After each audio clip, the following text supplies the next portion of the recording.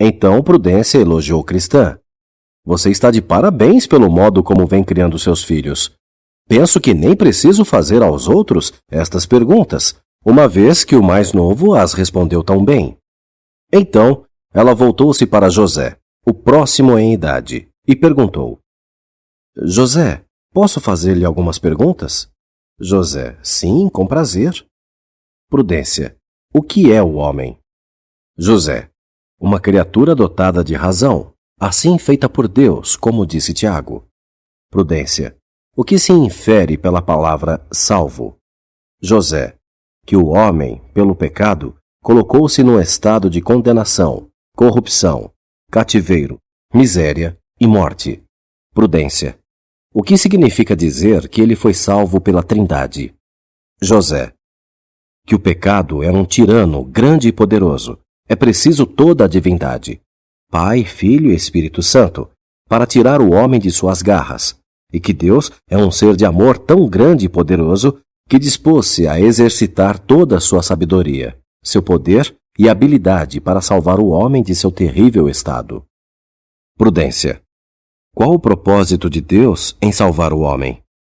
José: a glorificação do seu nome, a revelação de sua graça, misericórdia e justiça, e dar ao homem vida eterna e felicidade. Prudência: quem são os salvos? José: aqueles que aceitaram a Cristo como seu Salvador pessoal e tornaram-se cônscios do perdão dos pecados, que nasceram do Espírito Santo e estão continuamente compromissados com o caminho e a vontade de Deus. Prudência: excelente! José, a sua mãe o tem ensinado muito bem, e você tem retido o que ela lhe transmite. Virando-se para o jovem Samuel, perguntou: importa-se que eu o examine, Samuel? Samuel: certamente que não. Prudência: o que é o céu? Samuel: o lugar e o estado de perfeita felicidade, porque Deus habita lá. Prudência: o que é o inferno? Samuel: um lugar e estado de tormenta. Prudência: por que você quer ir para o céu?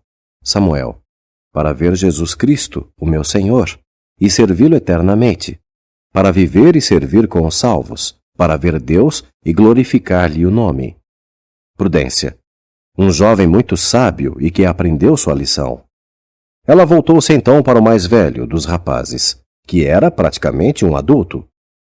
Mateus, posso verificar seus conhecimentos? Mateus: sim, estou pronto. Prudência: antes de Deus, já existia alguma coisa?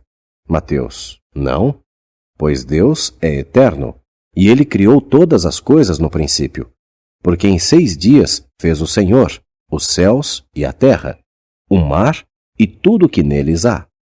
Prudência: o que você acha da Bíblia? Mateus: é a santa palavra de Deus. Prudência: há na Bíblia alguma coisa que você não entenda? Mateus: sim, uma porção de coisas. Prudência: o que você faz quando chega a essas partes da Bíblia que não entende? Mateus: penso que Deus é mais sábio que eu e oro para que me ajude a entender o que Ele deseja que eu saiba, e que será para o meu bem e para a sua glória. Prudência: em que você acredita quanto à ressurreição dos mortos? Mateus: creio que estes mesmos corpos em que agora vivemos deverão reviver e receber a imortalidade. Mas esta é uma das revelações da Bíblia que não entendo, embora creia nela, porque Deus a prometeu, e Ele é capaz de realizar o que prometeu. Então Prudência disse aos filhos de Cristã: vocês aprenderam muita coisa. Contudo, devem ouvir a sua mãe, porque ela pode ensinar-lhes muito mais. Também devem prestar muita atenção ao que dizem os peregrinos mais velhos, porque geralmente falam com larga experiência e para o esclarecimento dos mais jovens. Mas despendam muito tempo e séria meditação, especialmente com as Escrituras, e vocês têm a liberdade de fazer-me perguntas. Ficarei feliz em ensinar-lhes o que puder enquanto estão aqui, se fizerem perguntas que visem a edificação espiritual. O pretendente de misericórdia. Agora, quando fazia uma semana que os peregrinos estavam na estalagem, Misericórdia recebeu um visitante. O senhor Vívido, um jovem com alguns recursos e uma certa cultura. Parecia ser sinceramente religioso, mas muito apegado às coisas do mundo. Ele veio visitar Misericórdia várias vezes e sugeriu que ficassem noivos. Agora, Misericórdia era uma moça graciosa e muito atraente e do tipo trabalhadora. Estava sempre fazendo coisas para si ou para os outros. E o senhor Vívido achava que ela daria uma boa dona de casa. Misericórdia confiava nas donzelas e inquiriu-lhes a respeito do rapaz, pois o conheciam melhor que ela. As moças disseram que ele era um jovem de boa aparência, com ambição e habilidade, formalmente religioso, mas elas temiam ser ele um estranho à vida e ao poder espirituais. Misericórdia. Então não vou encorajá-lo, porque não pretendo deixar ninguém atrapalhar a minha vida espiritual ou o meu serviço cristão. Prudência. Bem, você não deve romper tão bruscamente com ele, movida pela tensão e a emoção. O seu contínuo trabalho pelos pobres logo lhe esfriará o ardor. Assim, na próxima vez que o senhor Vívido apareceu, encontrou-a muito ocupada, fazendo coisas para os pobres.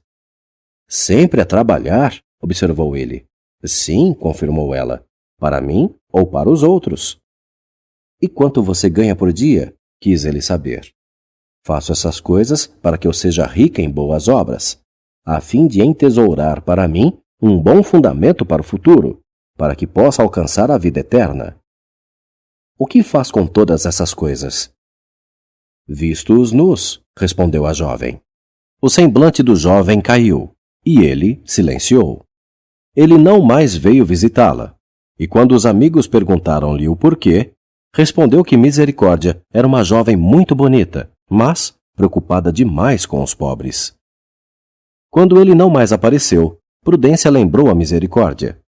Não lhe disse que ele desistiria de você quando descobrisse que era fiel à sua religião? Agora, não se surpreenda se ele levantar uma calúnia sobre você. Não obstante o aparente amor que lhe demonstrava e o seu interesse em religião formal.